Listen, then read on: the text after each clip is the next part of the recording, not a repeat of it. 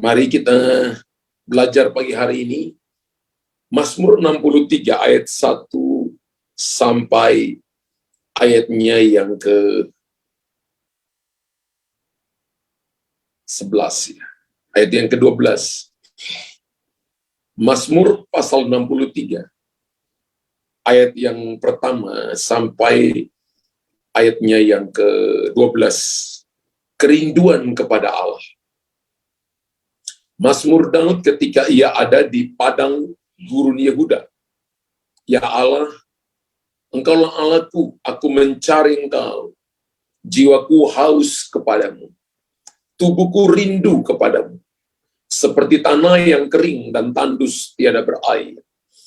Demikianlah aku memandang kepadamu di tempat kudus, sambil melihat kekuatanmu dan kemuliaanmu. Sebab kasih setiamu lebih baik daripada hidup. Bibirku akan memegahkan Engkau. Demikianlah aku mau memuji Engkau seumur hidupku, dan menaikkan tanganku demi namamu. Seperti dengan lemak dan sumsum jiwaku dikenyangkan, dan dengan bibir yang bersorak-sorai, mulutku memuji-muji. Apabila aku ingat kepadamu di tempat tidurku, merenungkan Engkau sepanjang kawal malam. Sungguh Engkau telah menjadi pertolonganku, dan dalam naungan sayapmu aku bersorak-sorai. Jiwaku melekat kepadamu, tangan kananmu menopang aku. Tetapi orang-orang yang mengikhtiar mencabut nyawaku akan masuk ke bagian-bagian bumi yang paling bawah. Mereka akan diserahkan kepada kuasa pedang. Mereka akan menjadi makanan anjing hutan. Tetapi raja akan bersuka cita di dalam Allah. Setiap orang yang bersumpah demi Dia akan bermegah, karena mulut orang-orang yang mengatakan dusta akan disumbat. Kalau Bapak Ibu lihat, Mazmur 63 ayat 1 sampai ayat 12, ini menjadi sebuah nyanyian hati, nyanyian kehidupan, sebuah nyanyian pertolongan daripada Tuhan ketika Daud ada di padang gurun Yehuda. Dia sedang lari dari Saul karena dikejar oleh Saul, dan dia ada di padang gurun Yehuda. Lalu dia menyanyikan sebuah tehila atau tehilim, ya, nyanyian kerinduan kepada Allah. Dan kalau Bapak Ibu perhatikan baik-baik apa yang ditulis oleh Daud dalam 12 ayat ini, maka kita lihat bahwa kerinduan yang disampaikan Daud kepada Tuhan itu datang dari hatinya yang paling dalam, bahwa dia sangat merindukan Tuhan. Dia sedang dikejar, bahkan dia berkata dia seperti anjing mati. Dia katakan bahwa kenapa dia panggil Saul dengan sebutan Bapa, kenapa mengejar aku, apakah aku anjing mati?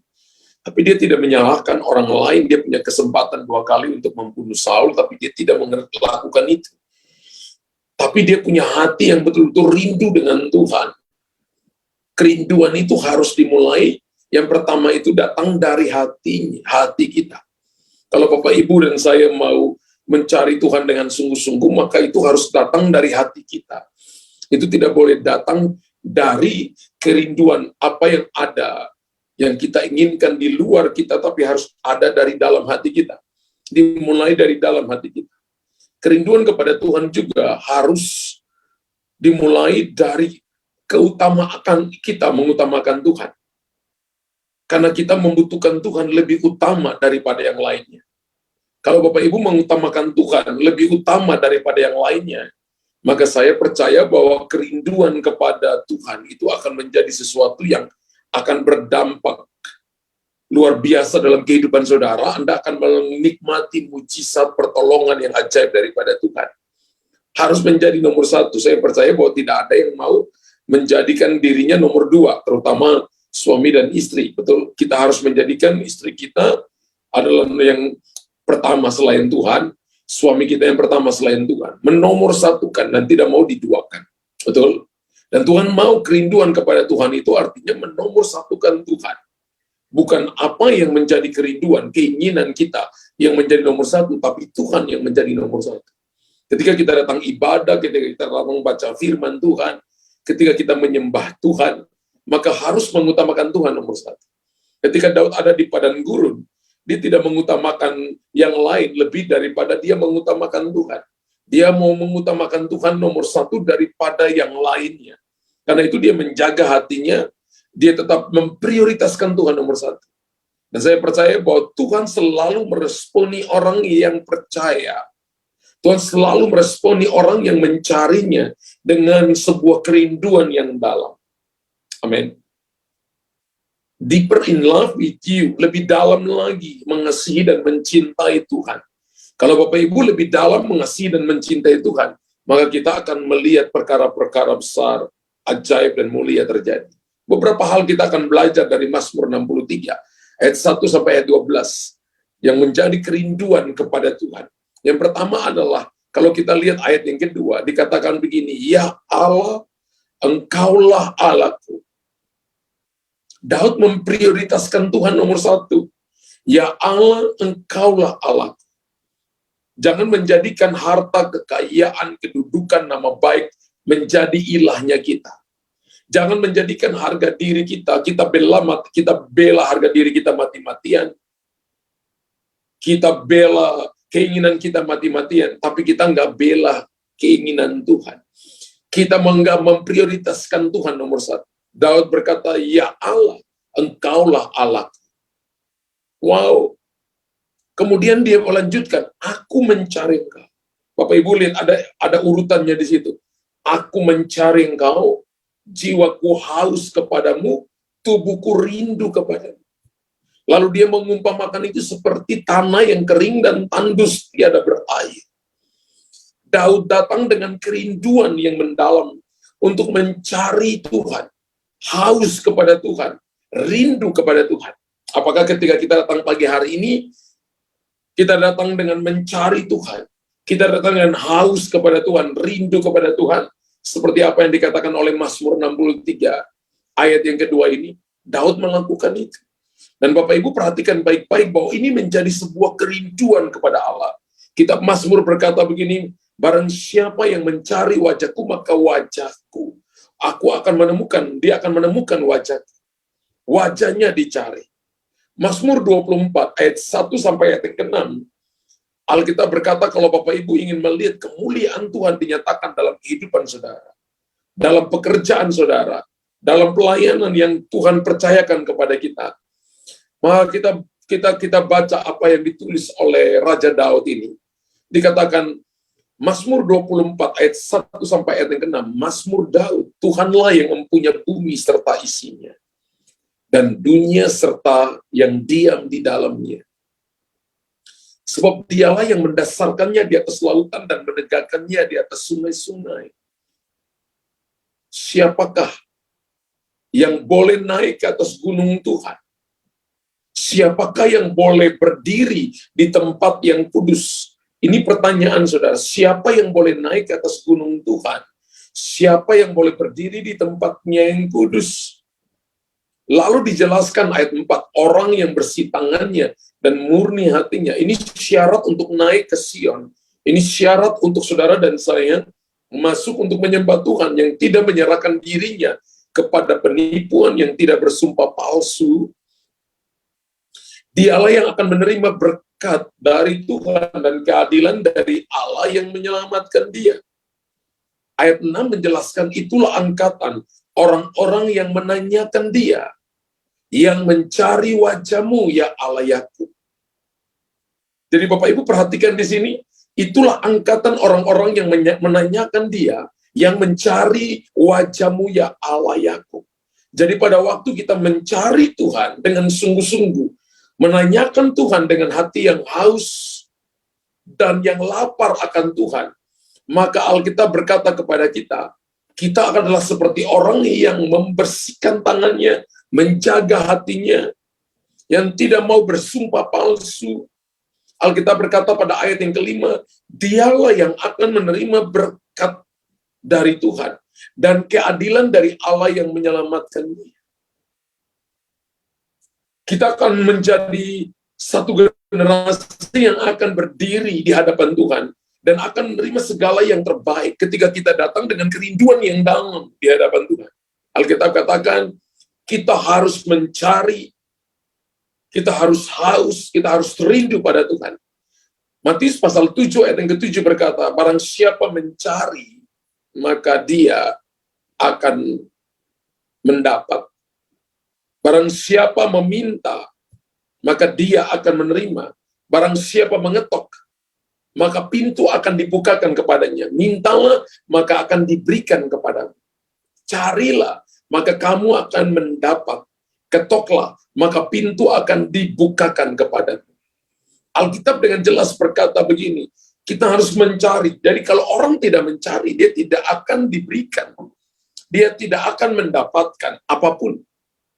Kalau Bapak Ibu tidak datang dengan hati yang rindu, hati yang haus, hati yang mau mencari Tuhan dengan sungguh-sungguh, hati yang mau duduk di kaki Tuhan dengan sungguh-sungguh, dan dimulai dari hati saudara, maka kita tidak akan menerima berkat dari Tuhan. Saya percaya bahwa ketika kita datang cari Tuhan sungguh-sungguh, maka firman Allah berkata di hadirat Tuhan kita akan belajar tentang bagaimana saudara dan saya, hidup kita dipulihkan, hidup kita akan menerima tujuan, hidup kita akan mendapatkan arahan dari Tuhan. Sehingga kita akan berjalan sampai kepada tujuan. Kita tidak akan berjalan seperti angkatan yang tidak mengenal Tuhan, tapi kita akan disebut angkatan orang-orang yang menanyakan Dia, yang mencari wajah Tuhan. Angkatan yang akan diberkati dengan berkat-berkat, diberkati dengan keadilan, diberkati dengan keselamatan. Kita akan menerima pemulihan, kita akan menerima jalan keluar, dan terobosan-terobosan yang besar yang akan Tuhan berikan kepada saudara dan saya. Bapak Ibu, ada banyak hal yang Bapak Ibu sedang gumulkan, ada banyak hal yang Bapak Ibu sedang minta dari Tuhan. Karena itu kerinduan kepada Tuhan itu harus ada kehidupan saudara dan saya untuk mencari Tuhan sungguh-sungguh. Kalau kita nggak punya waktu berdoa, kalau kita nggak punya waktu untuk baca firman, renungkan firman, kalau kita nggak punya waktu untuk beribadah, kalau kita nggak punya hati yang haus dan lapar akan firman, yang rindu akan firman, yang kalau Anda tidur itu ada firman dalam pikiran, dalam hati saudara, yang mengingatkan kita bahwa Tuhan itu tidak berdusta, Dia sanggup menolong kita, memberikan kepada kita jalan keluar dan pertolongan. Saya percaya sekalipun ada masalah, tapi kita akan menjadi orang yang penuh dengan kebahagiaan, damai, kekuatan Tuhan berikan kepada kita untuk kita bisa menjalani seluruh proses kehidupan yang kita hadapi. Amin. Alkitab katakan bahwa orang yang mencari Dia akan diberkati oleh Tuhan. Orang yang mencari Dia akan menerima keadilan dari Tuhan. Mungkin Bapak Ibu hadapi kehidupan, Bapak Ibu tidak mengalami keadilan, tapi Tuhan itu adil. Tuhan akan bela orang-orang yang mencari Dia dengan sungguh-sungguh. Tuhan akan bela orang-orang yang rindu kepada Dia dan haus kepada Dia. Alkitab mengatakan begini, adakah Tuhan menunda-nunda menjawab orang-orang yang berseru kepadanya siang dan malam? Firman Allah berkata tidak. Tuhan akan menjawab mereka dan akan membela mereka, akan menolong mereka, akan membukakan pintu bagi mereka, sehingga mereka akan melihat pertolongan dari Tuhan. Yang percaya katakan amin unlimited. Amin 500 triliun kali, tulis di kolom komentar. Saya percaya bahwa Tuhan akan bela saya, akan berikan keadilan kepada saya. Pertolongan akan datang dalam kehidupan saya. Kita harus mencari Tuhan. Kita harus haus kepada Tuhan. Dan rindu pada Tuhan lebih daripada yang lainnya. Hal yang kedua adalah, kita harus memandang selalu kepada Tuhan. Daud dia ada di padang gurun Yehuda. Itu padang gurun yang sangat tandus. Tapi ayat yang ketiga berkata, demikianlah aku memandang kepadamu di tempat kudus. Wow. Sambil melihat kekuatanmu dan kemuliaan. Perhatikan Bapak Ibu. Ketika ada di tengah-tengah padang gurun, ketika ada di tengah-tengah padang tandus, tidak ada jawaban, tidak ada jalan keluar. Daud berkata, demikianlah aku memandang kepadamu di tempat kudus. Bapak Ibu dan saya bisa merasakan hadirat Allah di tengah-tengah masalah. Bapak Ibu bisa merasakan pertolongan Tuhan di tengah-tengah pergumulan. Bapak Ibu dan saya bisa merasakan hadirat Tuhan, bisa merasakan mujizat Tuhan, bisa merasakan pertolongan Tuhan di tengah-tengah situasi jalan buntu. Tapi Bapak Ibu bisa melihat bagaimana Tuhan memberikan kepada kita kekuatan untuk kita bisa bertahan, untuk kita bisa berjalan step by step, dan setiap langkah menjadi mujizat besar dalam hidupmu.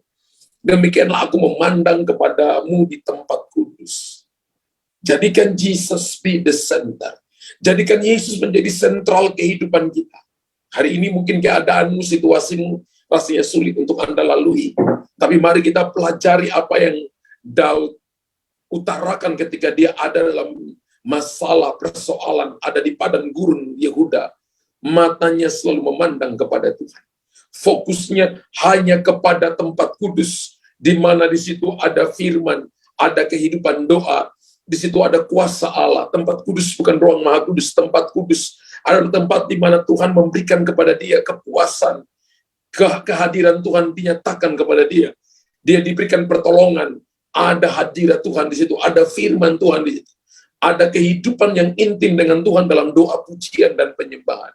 Bapak Ibu, ketika Bapak Ibu memandang kepada Tuhan, maka Bapak Ibu punya firman, Bapak Ibu punya makanan rohani, dikasih makanan rohani, ada kehidupan doa, pujian, penyembahan, dan Bapak Ibu akan mengalami kuasa Allah. Ada 3 benda yang ada di ruang kudus, yaitu kaki dian emas. Kaki dian bicara tentang kehadiran Tuhan, kuasa Allah. 7 mata Allah menjelajahi seluruh dunia ini. Bicara juga tentang terang Allah yang akan bersinar dalam hidup saudara dan saya. Sedangkan meja roti pertunjukan bicara tentang firman Allah. Ada 12 roti, 1 susun itu 6. Angka 12 adalah angka kekuasaan, angka pemerintahan. Bicara tentang firman Allah, roti hidup yang Tuhan berikan kepada saudara. Bicara tentang mesbah ukupan, bicara tentang doa, pujian, penyembahan. Bapak Ibu harus punya doa, pujian, penyembahan. Itu cara kita memandang kepada Tuhan. Bapak Ibu harus punya firman Allah. Itu cara kita memandang kepada Tuhan. Bapak Ibu harus percaya bahwa kita disertai oleh Tuhan. Dan tidak takut sekalipun Daud di padang gurun Yehuda. Dia percaya bahwa Tuhan ada bersama-sama dengan dia.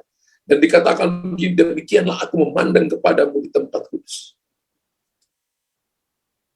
Apapun yang sedang Bapak Ibu alami hari ini, pandang kepada Tuhan. Maka saya percaya bahwa kita akan diberikan kekuatan. Alkitab katakan, sambil melihat kekuatanmu dan kemuliaanmu. Kata kemuliaan adalah kabot, weight, kualitas, bobot kehidupan. Mungkin Bapak Ibu sedang hadapi pergumulan proses. Tapi saya percaya bahwa Tuhan sedang membangun sesuatu dalam hidup saudara. Untuk satu waktu nanti orang akan melihat kekuatan Tuhan pada saudara. Kemuliaan Tuhan akan menyertai kita. Kita akan melihat pertolongan yang ajaib yang akan Tuhan nyatakan dalam kehidupan kita. Amin. Firman Allah, mata memandang selalu pada Tuhan. Matius 6 ayat 22 dan 23 berkata, mata adalah pelita tubuh. Jika matamu baik, teranglah seluruh tubuh. Jika matamu jahat, gelaplah seluruh tubuhmu. Jadi jika terang yang ada padamu gelap, betapa gelapnya kegelapan itu. Bapak Ibu perhatikan baik-baik. Alkitab katakan mata adalah pelita tubuh. Bapak Ibu bisa melihat seseorang mencintai saudara dari matanya, bisa lihat bahwa orang itu lagi sakit, lagi ceria, sukacita itu juga dari matanya. Jika matamu baik, teranglah seluruh tubuhmu. Jika matamu jahat, gelaplah seluruh tubuhmu. Jadi jika terang yang ada padamu gelap, betapa gelapnya kegelapan itu. Yang ngomong adalah Tuhan Yesus sendiri. Tuhan berkata begini, mata kita adalah pelita tubuh. Jika mata kita selalu memandang kepada Tuhan, dengan cara doa, pujian, penyembahan, dengan cara membaca, merenungkan firman Tuhan, dengan cara saudara dan saya percaya penyertaan Tuhan selalu ada, mata Tuhan selalu memperhatikan saudara, yakin dalam segala keadaan, segala situasi, Anda tidak dibiarkan berjalan seorang diri, maka matamu terang. Ketika matamu terang, teranglah tubuhmu. Tapi ketika Bapak Ibu tidak melakukan itu dalam hidup saudara, maka Alkitab katakan kita menjadikan mata kita gelap. Dan firman Allah berkata, betapa gelapnya kegelapan itu. Ada orang yang punya mata bisa lihat dengan baik, tapi betapa gelapnya kegelapan itu. Mata rohaninya gelap. Mata rohaninya gelap, keputusan-keputusan hidupnya salah. Dia tidak mendekat dengan Tuhan, tapi dia semakin menjauh daripada Tuhan. Dia tidak rindu dengan Tuhan, tapi dia semakin menyalahkan keadaan. Dia tidak datang bergantung kepada Tuhan dalam doa, pujian, penyembahan, tapi dia memilih kesenangannya, mengikuti keinginan hatinya, dan tidak mengikuti keinginan hatinya Tuhan. Itu bukan kerinduan kepada Tuhan. tapi itu kerinduan kepada dunia ini. Dan kerinduan kepada dunia, Alkitab berkata dalam kitab Yakobus, barang siapa mengasihi dunia ini, melebihi mengasihi Tuhan, maka dia menjadi musuh Allah. Kalau mata kita tetap tertuju kepada Tuhan, maka Tuhan itu kekasih hati kita. Tuhan itu pujaan hati kita. Tuhan itu segalanya bagi kita. Amin. Ibrani pasal 12, ayat yang kedua, berkata begini, biarlah matamu tertuju kepada Tuhan. Marilah kita melakukan dengan mata yang tertuju kepada Yesus. Pengiringan kita kepada Tuhan tidak boleh distraction. Mata kita tidak boleh kemana-mana. Amin. Bapak Ibu, coba Bapak Ibu nyetirlah. Coba Bapak Ibu naik motor, atau jalan aja, mata kemana-mana tidak fokus ke jalan. Saya percaya kita akan jatuh di dalam lubang yang dalam. Benar? Kita harus jalan, lihat, fokus ke depan. Kemana arah yang kita tuju. Marilah kita melakukan dengan mata yang tertuju kepada Yesus, yang memimpin kita dalam iman, dan yang membawa iman kita kepada kesempurnaan. Alkitab katakan gini, yang dengan mengabaikan kehinaan tekun memikul salib, dan sukacita yang disediakan bagi dia, yang sekarang duduk di sebelah kanan Allah Bapa. Yesus memandang kepada Bapanya, kepada tujuan yang diberikan kepadanya, dan dia tidak melihat salib itu sebagai sesuatu yang akan mengakhiri seluruh rencana besar Bapa, tapi salib itu menjadi sebuah jembatan bagi dia, bagi kita, untuk Anda dan saya bisa dipulihkan, untuk Anda dan saya bisa direstorasi, bisa kembali kepada Bapa di sorga. Lukas 11 ayat 34 berkata, matamu adalah pelita tubuh. Jika matamu baik, teranglah seluruh tubuhmu. Tapi jika matamu jahat, gelaplah seluruh tubuh. Mata adalah pelita tubuh. Bapak Ibu, orang yang selalu memandang kepada Tuhan, maka seluruh kehidupannya akan diarahkan untuk menyembah Tuhan. Ketika pujian penyembahan dia mengangkat tangan, tangannya memberi, menolong orang lain, tangannya suka menabur, tangannya menyembuhkan, tangannya memulihkan, mulutnya memberikan kekuatan, karena matanya tertuju kepada Tuhan. Amin. Perkataannya adalah perkataan yang membangun, perkataannya adalah perkataan yang mengencourage, membawa orang-orang yang tadinya terhilang kembali kepada Tuhan, membawa orang-orang yang kecut hati, dibesarkan hatinya kembali, membawa orang-orang yang putus asa, kembali diberikan kekuatan untuk mereka percaya bahwa janji Tuhan ya dan amin. Mata adalah pelita tubuh. Jika matamu baik, teranglah seluruh tubuh. Tapi jika matamu jahat, gelaplah seluruh tubuh. Alkitab berkata bahwa Daud tahu bahwa ketika dia ada di dalam situasi padang gurun, tidak banyak orang yang menyanjung dia, tapi matanya memandang kepada Tuhan. Wow. Demikianlah aku memandang kepadamu di tempat kudus, sambil melihat kekuatanmu dan kemuliaanmu. Haleluya. Dalam pergumulan, saudara dan saya, berkali-kali dalam kehidupan perjalanan kami dalam pelayanan, ada banyak alasan untuk kami berhenti di tengah jalan. Ada banyak alasan untuk kami tidak mau melayani Tuhan. Karena perlakuan-perlakuan, cara, situasi yang rasanya di luar daripada ekspektasi pengharapan kita. Tapi kami selalu memandang kepada Tuhan, karena kami percaya bahwa Tuhan tidak pernah mengecewakan kita. Amin. Mungkin Bapak Ibu juga, dalam pekerjaan, dalam bisnis, dalam keluarga, rasanya sepertinya tidak ada alasan untuk kami mau berdoa. Tidak ada alasan untuk saya datang kepada Tuhan. Karena saya lihat situasi yang saya alami, itu berbanding terbalik dengan apa yang saya rindukan. Sama dengan Daud, diurapi dengan minyak urapan raja, tapi dikejar-kejar oleh Saul untuk dibunuh. Tapi firman Allah berkata, inilah kekuatan bagi orang-orang yang merindukan Tuhan. Mungkin ada di padang gurun, tapi orang tidak bisa mencuri kerinduan Tuhan di hati saudara dan saya. Orang tidak bisa mencuri pandangan matamu kepada Tuhan. Amin. Ketika itu Bapak Ibu tetap punya dalam hidup Bapak Ibu, maka Bapak Ibu memiliki kemampuan untuk Bapak Ibu menang dan melihat perkara-perkara besar yang akan Tuhan nyatakan dalam hidup saudara dan saya. Kalau yang pertama tadi kita belajar bahwa kita harus mencari Tuhan, kita harus haus, kita harus rindu pada Tuhan. Yang kedua, kita harus memandang kepada Tuhan. Itu adalah kerinduan kita kepada Tuhan. Yang ketiga adalah kita harus selalu memuji Tuhan setiap waktu. Saya lihat hamba Tuhan Daud ini luar biasa, saudara. Di tengah-tengah situasi, keadaan yang tidak menguntungkan dia. Ayat yang kelima berkata, demikianlah aku mau, I will. Aku mau memuji engkau seumur hidupku. Bukan memuji ketika keadaan enak saja. Bukan memuji ketika aku jadi raja. No. Aku mau. Dia dorong hatinya. Dia dorong seluruh hidupnya. Dia dorong perasaannya. Dia dorong tubuhnya. Untuk bermain kecapi, memuji Tuhan. Menyanyikan tehila. Menyanyikan mazmur. Seumur hidupku. Dan menaikkan tanganku demi namamu. Perhatikan ayat yang ke-6. Alkitab berkata begini. Ayat yang ke-6. Alkitab berkata begini. Seperti dengan lemak dan sumsum jiwaku dikenyangkan.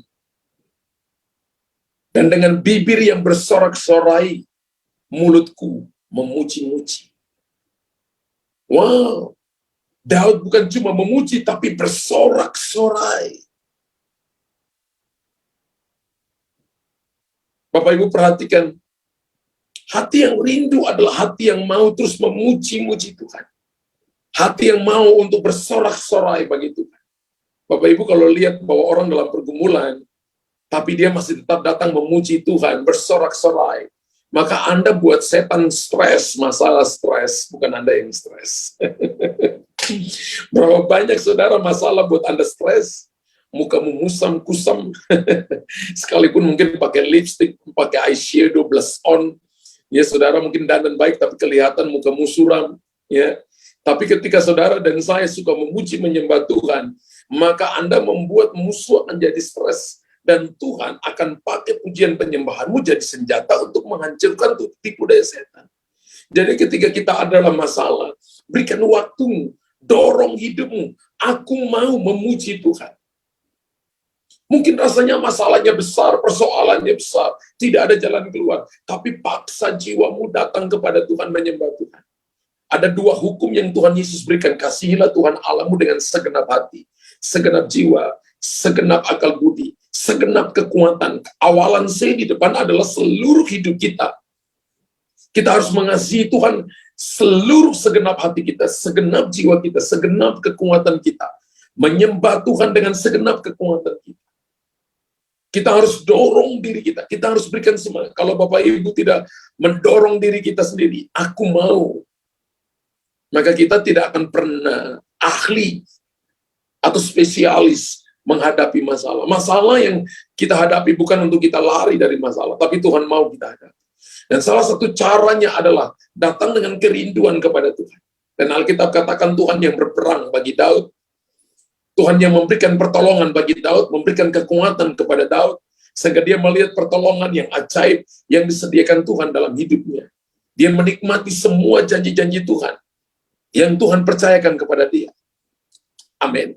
Ketika Bapak Ibu datang kepada Tuhan, maka Alkitab berkata begini, bahwa Tuhan akan menolong saudara. Perhatikan ayat yang ke-10. Tetapi orang-orang yang berikhtiar mencabut nyawaku akan masuk ke bagian-bagian bumi yang paling bawah. Ini doanya Daud, nyanyiannya Daud. Mereka akan diserahkan kepada kuasa pedang. Mereka akan menjadi makanan anjing hutan. Tapi ayat 12 berkata, tetapi raja akan bersuka cita di dalam Allah. Setiap orang yang bersumpah demi dia akan bermunggah. Karena mulut orang-orang yang mengatakan dusta akan disumbat. Saudara perhatikan baik-baik. Tapi raja akan bersuka cita di dalam Allah. Bapak Ibu perhatikan, Alkitab berkata, Daud berkata, aku akan bersuka cita di dalam Allah. Orang yang bersuka cita di tengah-tengah situasi yang tidak mengenakan, itu karena hatinya tertuju kepada Tuhan. Itu karena dia tahu bahwa dari Tuhan datang kekuatan. Kekuatan dia bukan karena taktanya, kekuatan dia bukan karena kemampuan perangnya yang hebat, tapi kekuatan dia karena hatinya yang mau mencari, hati yang haus, hati yang rindu kepada Tuhan, mata yang selalu memandang kepada Tuhan, hati yang selalu mau memuji-muji Tuhan, mendorong dirinya memuji-muji Tuhan setiap waktu. Dan dia berkata, aku akan bersuka cita. Berapa banyak Bapak Ibu yang berkata, dalam masalahku, aku akan bersuka cita. Jarang saya dengar ada orang yang berkata itu. Ketika orang konseling, pastor, saya punya masalah banyak, tapi saya bersuka cita. Jarang. Ya, selalu orang berkata gini, pastor, masalahku berat, persoalanku berat, tolong doakan. Ya, selalu ya kedengaran seperti itu. Jarang kita dengar, tapi raja akan bersuka cita dalam hal. Tapi kalau Bapak Ibu punya kerinduan kepada Tuhan, haus dengan Tuhan, mencari Tuhan dengan sungguh-sungguh, mata yang selalu tertuju kepada Tuhan, hati yang selalu memuji-muji Tuhan. Ketika Bapak Ibu selesai doa, selalu memuji Tuhan, setelah berdoa, Bapak Ibu akan lihat masalah yang gunung tinggi, akan jadi sangat kecil dan sangat tidak ada artinya apa-apa. Ketika Anda datang kepada penguasa alam semesta, raja di atas segala raja. Jangan katakan kepada Tuhan bahwa masalah besar, tapi katakan kepada masalahmu, Tuhan yang Anda dan saya sembah adalah Allah yang besar, Allah yang hebat, dan Allah yang ajaib, Allah yang perkasa. Haleluya, amin. Bapak Ibu diberkati di pagi hari ini. Puji Tuhan, kerinduan kepada Tuhan dimulai dengan hati yang rindu, hati yang mencari, hati yang haus akan Tuhan, hati yang memandang kepada Tuhan, dan hati yang mau untuk memuji Tuhan setiap waktu dalam hidup saudara. Saya percaya kita akan menikmati perkara-perkara besar, mengalami perkara-perkara yang ajaib, yang akan Tuhan nyatakan dalam hidup saudara dan saya. Berapa banyak Bapak Ibu yang rindu kepada Tuhan? Mulai hari ini kita latih hidup kita, dari hati kita yang paling dalam, mencari Tuhan dengan segenap hati, mencari Tuhan dengan kerinduan, mencari Tuhan dengan hati yang haus, mata yang memandang kepada Tuhan, hati yang selalu mau memuji, menyembah Tuhan. Bapa di sorga, terima kasih pagi hari ini.